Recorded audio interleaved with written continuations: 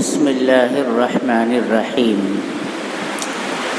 الحمد لله رب العالمين، والصلاة والسلام على سيد الأنبياء والمرسلين وعلى آله وأصحابه أجمعين.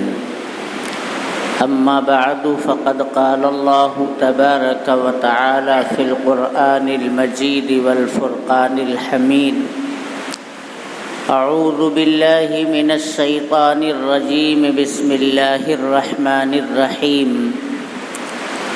فبما رحمة من الله لنت لهم ولو كنت فظا غليظ القلب لانفضوا من حولك فاعف عنهم واستغفر لهم وشاورهم في الأمر. صدق الله مولانا العظيم. وقال النبي صلى الله عليه وسلم: إن الله في عون العبد ما كان العبد في عون أخيه، أو كما قال عليه الصلاة والسلام. میرے محترم بزرگوں اور دوستوں، ہم جس دنیا کے اندر رہتے اور بستے ہیں، رات اور دن اس بات کا مشاہدہ کرتے ہیں کہ انسان اپنے جذبات اور احساسات کے اعتبار سے مدنی الطبع ہے، یعنی وہ سماج کے اندر ہی رہ کر کے زندگی گزارنا چاہتا ہے. بھلے لڑائی ہوتی ہے، جھگڑے ہوتے ہیں، حقوق سلب کیے جاتے ہیں، ستایا جاتا ہے، مارا پیٹا جاتا ہے، لیکن ہم یہ نہیں دیکھتے کہ وہ بھاگ کر کے پہاڑی کے دامن میں یا پہاڑی کی غار میں یا کسی ریگستان میں جا کر کے تنہائی کی زندگی گزارے. بالکل ایسا نہیں ہوتا ہے. آدمی، اس کی فطرت ہے، اس کی طبیعت ہے کہ وہ اپنے سماج میں انسانی معاشرے کے اندر رہنا اور اسی کے اندر بسنا یہ پسند کرتا ہے. تنہائی اور بالکل کٹ چھٹ کر کے اکیلے کی زندگی یہ پسند نہیں کرتا ہے. یہ انسان کی طبیعت ہے، انسان کی فطرت ہے. اور اسی طرح سے جب ہم آگے بڑھیں گے تو ہم یہ دیکھیں گے کہ صرف جذبات اور احساسات ہی نہیں، اپنی ضروریات کے لحاظ سے بھی ایک انسان دوسرے انسان کا ضرورت مند ہوتا ہے. مالدار، اسے بھی ضرورت ہے کمزور طبقے کے انسانوں کی. اگر دنیا کا ہر شخص مالدار ہی بن جائے تو پھر مزدوری دینے کے لیے کون آئے گا؟ لوم چلانے کے لیے کون آئے گا؟ کانڈی مشین بھرنے کے لیے کون آئے گا؟ چھوٹے موٹے ٹھیلے لگا کر کے ہماری ضروریات کے کھانے پینے کے سامانوں کو کون فراہم کرے گا؟ خونچا فروش، سبزی فروش، پھل بیچنے والے، یہ چھوٹے موٹے لوگ ہیں، لیکن یہ بھی سماج کی ضرورت ہے. جس طرح سے بڑا کاروبار کرنے والا وہ اپنے کاروبار کے ذریعے سے بہت بڑی انسانیت کا ایک طرح سے کام کرتا ہوا نظر آتا ہے. اگر یہ پارچہ بافی کا سسٹم نہ ہو، کپڑے نہ بنے جائیں، یہ سائزنگ مشینیں نہ ہوں، یہ لوم کے کارخانے نہ ہوں، یہ کپڑے کی ملیں نہ ہوں اور ڈائنگ ملیں نہ ہوں، تو پھر میرے محترم بزرگوں اور دوستوں، सतर पोशी का और अपनी सतर को छुपाने का काम आखिर किस तरह से किया जाएगा।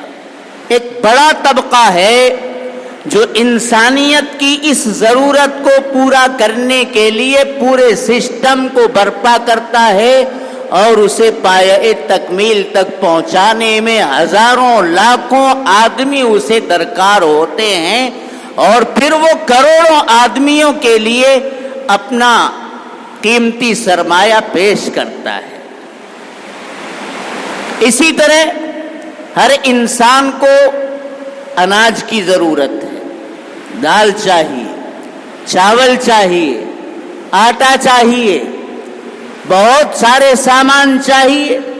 एक तबका इसके लिए मुसलसल रात और दिन वो इसी फिक्र के अंदर रहता है कि किस तरह से गल्लों को उगाया जाए, किस तरह से अपनी खेती को उम्दा से उम्दा बनाया जाए, पैदावार को बढ़ाया जाए।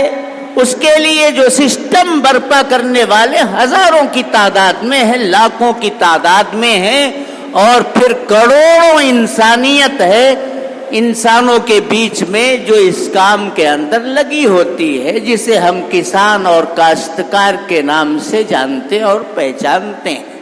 फिर वो 2-4 अरब 6 अरब है कि दुनिया जो बिल्कुल आबाद है, इंसानियत से भरी पूरी है, उनके खाने पीने के सामान कम नहीं पड़ते। अल्लाह तबारक व तआला इंसानियत के ऊपर रहम व करम का मामला फरमाए। कभी कभी बेमौसम की बारिश हो जाती है, काश्तकार बेचारा कबीदा खातिर हो जाता है। ये 2 दिन की बारिश में फसलों के कितने नुकसान हुए होंगे हम और आप उसका अंदाजा नहीं लगा सकते। ये आलू के खेती, ये बड़े बड़े नाजुक पौधे होते हैं, बारिश पड़ते ही गल जाते हैं, सड़ जाते हैं, खराब हो जाते हैं। जब रोईदगी नहीं होगी, उगेंगे ही नहीं या उगेंगे और अपने तने के ऊपर खड़े नहीं हो पाएंगे, तो उनके नीचे जो पैदा होने वाला सामान है वो किस तरह से पैदा हो पाएगा। मेरे दोस्तों, बड़ी तबाही और बर्बादी हो जाती है। और मेरे दोस्तों, ये हदीस पाक के अंदर आता है कि जब बेमौसम की बारिश आए तो फिर ये समझो कि अल्लाह तबारक व तआला बहुत नाराज है। बेमौसम की बारिश हम देख रहे हैं मुख्तलिफ इलाकों के अंदर। इमसाल मौसम के गुजर जाने के बावजूद इस कदर बारिश हुई कि लोग सैलाबी कैफियत का शिकार हो गए। ये सब इबरत है, ये सब अल्लाह तबारक व तआला की तरफ से एक तरह से वार्निंग है कि अपने गुनाहों से बाज आ जाओ। इस दुनिया को हमेशा की दुनिया तसव्वुर करके बिल्कुल आजादाना जिंदगी गुजारना बंद करो। अंबियाए किराम ने, खुसूसन जनाब मुहम्मदुर रसूलुल्लाह सल्लल्लाहु अलैहि वसल्लम की तालीमात ने, कुरान करीम ने जो तुमको बावर कराया है कि ये दुनिया हमेशा रहने की जगह नहीं है, बल्कि ये दुनिया तो एक इम्तिहान गाह है, एक आजमाइशी जगह है। इस आजमाइशी जगह के अंदर हमें अपने कदम को, अपनी सांसों को फूंक फूंक करके, गिन गिन करके रखना है। और अल्लाह तबारक व तआला की मर्जी के मुताबिक अगर हम ये जिंदगी गुजार करके जाएंगे, अल्लाह हमसे खुश होंगे, जन्नत की नेमतें हमारे कदम बोस होंगी। और खुदा न खास्ता अगर अल्लाह नाराज हो गए तो मेरे दोस्तों, फिर मरने के बाद की जिंदगी तो बिल्कुल तबाह और बर्बाद होकर के रह जाएगी। हमें ये एहसास हर वक्त अपने दिल के अंदर जिंदा और ताबिंदा रखना चाहिए।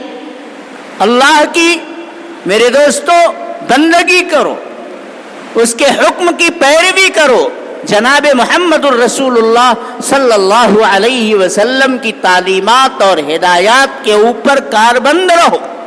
तो मैं ये कह रहा था कि इंसान अपने जज्बात और एहसासात के लिहाज से भी ایک دوسرے کا تعاون چاہتا ہے، تناصر چاہتا ہے، امداد باہمی کا تقاضا کرتا ہے، اور اپنی ضروریات کے لحاظ سے بھی انسان ایک دوسرے سے جڑ کر کے ہی رہ سکتا ہے، ورنہ اس کی زندگی اجیرن بن جائے گی۔ اکیلے کہاں سے وہ سارے ساز و سامان برپا کرے گا؟ ستر پوشی کے لیے کپڑا، کھانے کے لیے غلے، پینے کے لیے پانی، اور زندگی کو مزید خوبصورت اور آسائش اور راحت بھری بنانے کے لیے اسے کیا کچھ نہیں کرنا پڑے گا۔ پھر اپنا مکان بنانے کے لیے اسے مکمل مستری بننا پڑے گا، جی وہ خود بنائے گا، بڑی مصیبت میں پڑ جائے گا۔ تو اللہ تبارک و تعالی نے انسانی طبقات کے اندر یہ جو فرق مراتب رکھا ہے، کسی کو مال دیا، کسی کو مال میں کمزور بنا دیا، لیکن اسے ہنر اور پیشہ دے دیا، اور وہ اپنے ہنر اور پیشے کے ذریعے سے سماج کا ایک بہترین انسان سمجھا جاتا ہے۔ وہ سماجی کام کرتا ہے، وہ پارچہ بافی کا کام کرتا ہے۔ آپ کے چپل جوتے ٹوٹ جاتے ہیں، ان کی درستگی کا کام کرتا ہے۔ وہ آپ کے مکان کو بنانا جانتا ہے، وہ الیکٹریشین ہے، آپ کے بگڑے ہوئے پنکھے کو، آپ کی لائٹ کو، آپ کی اے سی کو بنانے کا کام جانتا ہے۔ میرے دوستو، وہ سماج کا گیا گزرا انسان نہیں ہے، یقیناً وہ سماج کا بہترین آدمی ہے، اس کی ضرورت سماج کو پیش آتی ہے۔ تو ہم سب اسی انداز میں اس دنیا کو رات اور دن دیکھتے ہیں۔ مالداروں اور غریبوں کے بیچ میں یہ دنیا اپنے شب و روز کو گزارتی ہے، کوئی خادم ہے، کوئی مخدوم ہے۔ جناب محمد الرسول اللہ صلی اللہ علیہ وسلم نے انسانیت کو احترام بخشا ہے، وقار بخشا ہے، مقام عطا کیا ہے، رتبہ اس کا بلند کیا ہے۔ آپ کی آمد سے پہلے میرے دوستو انسانیت ہی کے طبقہ میں بیواؤں کی کوئی قیمت نہیں تھی، یتیموں کا کوئی پرسان حال نہیں تھا۔ انہیں تو میرے دوستو اگر لوگ اٹھاتے بھی تھے، ان کے سروں پر کچھ دن ہاتھ پھیرتے بھی تھے، تو صرف اس لیے کہ ہم اگر اس کو اپنے نرغے میں رکھیں گے، اپنی طرف اس کو مائل رکھیں گے، اپنی جانب اس کو رکھیں گے، تو کل کے دن ہم اس کے مال کے اوپر قابض بن جائیں گے۔ یہ منصوبہ بنا کر کے میرے دوستو اگر کوئی یتیم کو اپناتا تھا تو اپناتا تھا، ورنہ اپنانے کا کوئی تصور نہیں تھا۔ اور آپ جانتے ہیں کہ عرب کے اندر اس زمانے میں تو پوری دنیا کے اندر ہر کمزور دبا اور کچلا ہوا سمجھا جاتا تھا، اور ہر طاقتور اپنے آپ کو میرے محترم بزرگوں اور دوستوں انسانیت کے بیچ میں ٹھیکیدار اپنے آپ کو تصور کرتا تھا۔ جناب محمد الرسول اللہ صلی اللہ علیہ وسلم کی تعلیمات نے آ کر کے انسانیت کے بیچ میں چھوت چھات کو، ذات پات کو، علاقائی تصور تعصب کو، برادر واد کو جناب محمد الرسول اللہ صلی اللہ علیہ وسلم نے کہہ دیا کہ میں ان ساری جہالت اور جاہلیت کی باتوں کو اپنے پیروں تلے روندتا ہوں، اس کی کوئی حیثیت اور حقیقت نہیں ہے۔ یہ چھوت چھات، یہ برادر واد، یہ نسلی تعصب، یہ ساری چیزیں فنا ہونی چاہیے، ختم ہونی چاہیے، اور سب کو یہ تصور اپنے دل کے اندر بٹھانا چاہیے کہ ہم سب کے سب ایک آدم کی اولاد ہیں، اور ہم سب کا پروردگار اللہ تبارک و تعالی کی ذات ہے۔ جب یہ یقین دلوں کے اندر بیٹھ جائے گا تو ہر فرد بشر اپنے سامنے والے کو اپنا بھائی، خونی رشتے سے اپنا بھائی تصور کرے گا، اور جس طرح سے وہ اللہ کا بندہ ہے، اسی طرح سے اللہ تبارک و تعالی نے اس بندے کو بھی پیدا کیا ہے۔ دونوں کا خالق ایک ہے، دونوں کا مالک ایک ہے۔ یہ تصور میرے دوستو یگانہ मुआनगत को पैदा करेगा, इत्तेहाद को पैदा करेगा। इस तसव्वुर से बालादस्ती का खात्मा होगा। जो मज़ऊमा बालादस्ती हमारे दिलों के अंदर बैठी हुई है, ये मेरे दोस्तों ऐसा इनकलाबी काम है, ऐसा इनकलाबी काम है कि आप सल्लल्लाहु अलैहि वसल्लम से पहले इस दुनिया के अंदर इतने बड़े पैमाने पर ऐसा इनकलाब बर्पा नहीं किया जा सका। एक ही सफ में खड़े हो गए महमूद और अयाज, न कोई बंदा रहा और न कोई बंदा नवाज। काला भी उसी सफ में, गोरा भी उसी सफ में, बड़ा भी उसी सफ में, छोटा भी उसी सफ में, मालदार भी उसी सफ में, गरीब भी उसी सफ में। बल्कि इमामत और पेशवाई करते हुए गरीबों को देखा गया, फकीरों को देखा गया, दुर्वेशों को देखा गया, इसलिए कि वो आलम बिल कुरानी व सुन्नत है। जो कुरान और सुन्नत को, दीन के मसाइल को, नमाज की बारीकियों को जितनी अच्छी तरह से जानेगा, वो मुसल्ले पर खड़ा होगा, वो इमामत और पेशवाई का काम अंजाम देगा। जनाब मुहम्मदुर रसूलुल्लाह सल्लल्लाहु अलैहि वसल्लम ने मेरे मुहतरम बुजुर्गों और दोस्तों ये सारी चीजें आकर के खत्म कर दी। हम आहंगी का माहौल पैदा किया, एक दूसरे के साथ ताउन करने के जज्बात को आपने उभारा, एक दूसरे की मदद की तलकीन की। आपने इरशाद फरमाया, इन्नल्लाह फी औनिल अब्द मा कानल अब्दु फी औनि अखी, कि सुन लो, कोई भी बंदा हो, हर बंदे के लिए जनाब मुहम्मदुर रसूलुल्लाह सल्लल्लाहु अलैहि वसल्लम का ये फरमान कौन नहीं चाहता कि जिस वक्त हमें मदद की जरूरत हो, कोई आदमी खड़ा हो जाए और हमारा सहारा बन जाए। हमारी गाड़ी रुक गई, रास्ते में चलते चलते हम अकेले हैं, स्टीयरिंग भी पकड़े और धक्का भी दे, ये हमारे लिए मुमकिन नहीं है। हमारे सामने दो चार नौजवान आ जाएं और गाड़ी को धक्का दे दें, हम चाबी घुमाए, हमारी गाड़ी स्टार्ट हो जाए। मेरे दोस्तों, ऐसे वक्त में तनासुर का, ताउन का एहसास होता है। जब किसी अजनबी जगह पर आदमी उलझता और फंसता है, उसके दिल में ये तमन्ना मचलती है, काश कोई आता और धक्का देता और मेरी गाड़ी स्टार्ट हो जाती। मैं उलझ करके अपने मसले में रह गया हूं, काश लोग आते, मेरे मसाइल को समझने की कोशिश करते और जो मेरे पास कमी है उस कमी को पूरा करने के लिए बाहमी ताउन कर देते। कौन नहीं ये चाहता? लेकिन हम इंसानियत के बीच में ऐसे तबकात भी देखते हैं कि जिनकी मदद के लिए उसके एक आंसू पर हजारों आंखें छलक उठती हैं, सब रोने के लिए बैठ जाते हैं, एक जमाना मातम कुना बन जाता है। क्यों? इसलिए कि उसने समाज के अंदर इंसानी खिदमत को पूरी जिंदगी अंजाम दे करके बताया है। उसने सबकी जरूरत के सामने आकर के अपने आप को पेश किया है। भाई, आपको क्या जरूरत है, आपको क्या दिक्कत है, आपको क्या परेशानी, आपका सौदा लाना है, आपका कोई काम करना है, वो लोगों की मदद के लिए, इंसानियत की खिदमत के लिए अपने आप को पेश करता हुआ पूरे समाज के अंदर नजर आता है।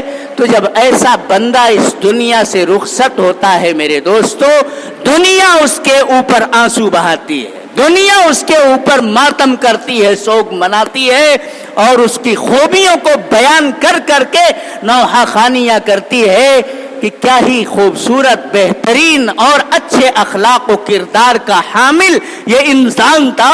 आज समाज से चला गया, समाज टूट करके रह गया है। लेकिन इंसानियत का एक तबका हम ऐसा देखते हैं कि वो अपने खोल से बाहर नहीं निकलता है, बस अपना कुंबा, अपना खानदान, अपनी जात, अपने अहलो अयाल, इससे आगे सोचने के लिए भी वो सोचता भी नहीं है। वो खुद गरज होता है, वो मफाद परस्त होता है। ऐसे इंसान के इस दुनिया से जाने से मेरे दोस्तों, समाज के अंदर कोई, मेरे दोस्तों, आप देखेंगे रंजीदगी पैदा नहीं होती है। तो अपने आप को ऐसा बनाने की कोशिश करो कि जब जाने लगो तो दुनिया की आंखें तुम्हारे ऊपर छलक करके रह जाए। हर शख्स تحسر کا اور حسرت کا میرے دوستو اظہار کرتا ہوا نظر آئے، اپنے آپ کو ایسا بنانے کی کوشش کرو یہ جناب محمد الرسول اللہ صلی اللہ علیہ وسلم کی سیرت میں پوری زندگی تسلسل کے ساتھ آپ کو ملے گا۔ آپ نے کرم نوازی کے جو میدان میں کام کیا ہے آپ اس کو تصور میں بھی نہیں لا سکتے۔ رات اور دن جناب محمد الرسول اللہ صلی اللہ علیہ وسلم اپنے اخلاق کریمانہ سے، اپنے کردار سے، اپنی گفتار سے، اپنی چال ڈھال سے لوگوں کے دلوں کو موہ لیا کرتے تھے، جیت لیا کرتے تھے۔ جناب محمد الرسول اللہ صلی اللہ علیہ وسلم تنہا ایک انقلابی پیغام لے کر کے اٹھے تھے، لیکن اپنے کردار کے ذریعے جاتے جاتے کم و بیش اس پیغام کو 1,20,24,000 لوگوں کو تما دیا تھا کہ یہ لو عالم اور یہ سر بلندی کا عالم ہے، اس جھنڈے کو تھامو اور پکڑو، میری سیرت اور میرے کردار پر زندگی گزارتے رہو، جہاں بھی جاؤ گے تمہارا ہی جھنڈا لہراتا ہوا نظر آئے گا، تمہارا ہی ڈنکا پیٹتے اور بجاتے لوگ نظر آئیں گے، تمہاری زندگی کو دیکھ کر کے لوگ اپنی زندگیوں کو تبدیل کرنے پر مجبور ہو جائیں گے۔ یہ تھا جناب محمد الرسول اللہ صلی اللہ علیہ وسلم کے کردار کا کرشمہ کہ مختصر 23 سالہ نبوی زندگی کے اندر حضور پاک صلی اللہ علیہ وسلم نے پورے یقین کے ساتھ میرے دوستو اتنی بڑی تعداد میں لوگوں کو اسلام کا علم تھما دیا تھا، اور وہ نکلے تو 4 دانگے عالم کے اندر جہاں بھی گئے وہ سکے رائج الوقت بن گئے، انہی کا کردار کہلایا، انہی کی گفتار کہلائی، انہی کا طریقہ کہلایا، باقی دنیا نے میرے دوستو ان کے ہاتھ پر اسلام قبول کیا۔ کیا آج یہ کام ممکن نہیں ہمارے لیے؟ میں یہ نہیں کہتا کہ سماج کے ہر فرد کو بالکل جا کر کے مدرسے میں فارغ ہوتا ہے، سماج کا ہر فرد ڈاکٹر ہی نہیں ہوتا ہے، لیکن بیماروں کو تو اپنی بیماری کا احساس ہونا چاہیے کہ ہم بیمار ہیں، اگر ہم اسی طرح بستر پر پڑے رہیں گے تو یہ بیماری ہمیں توڑ دے گی، ہمیں ہلاکت تک پہنچا دے گی۔ بیماری کا احساس ہوا، ڈاکٹر کے پاس پہنچے، دوا لی، انجیکشن لیا، انشاءاللہ ہم پھر سے پھرت ہو جائیں گے، پھر سے چنگے ہو جائیں گے، پھر سے کھڑے ہو جائیں گے۔ کیا آپ کے سماج کے اندر روحانی بیماریوں کا علاج کرنے والے افراد موجود نہیں ہیں؟ کیا آپ کے پاس فرائض کو، سنن کو، نوافل کو، واجبات کو، مستحبات کو، حلال کو اور حرام کو، مسائل کو بتانے والے افراد موجود نہیں ہیں؟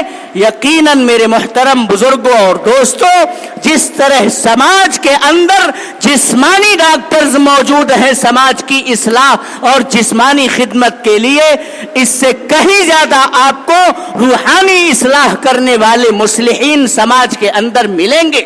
دین کی رہبری کرنے والے، رہنمائی کرنے والے علماء، حفاظ، رہبران قوم و ملت، دعات اور مبلغین آپ کو ملیں گے، لیکن سماج کے اندر ایک انارکی کا ماحول ہے، آزادانہ زندگی گزارنے کا ایک ہوا کھڑا ہو گیا ہے، روشن خیالی کے ساتھ جینے کا میرے دوستو نئی تہذیبوں نے جو ہنر ہم کو دیا ہے وہ آج ہماری نگاہوں کے اندر پرکشش بن کر کے رہ گیا۔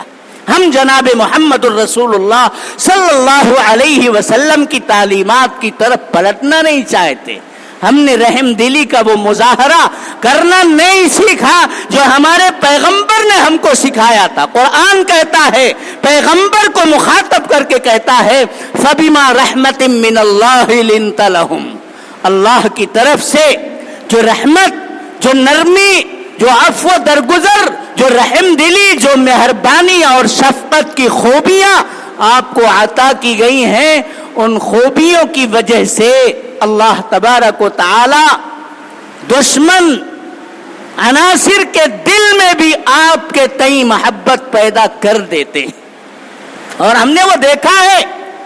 10 سال تک، 13 سال تک یقیناً اہل مکہ نے ستایا، لیکن جب ان کی آنکھیں کھلی تو پھٹی کی پھٹی رہ گئی اور جناب محمد الرسول اللہ صلی اللہ علیہ وسلم کو سمجھنے کے بعد ہر ایک اپنی جان نچھاور کرنا اپنے لیے باعث سعادت سمجھنے لگا تھا.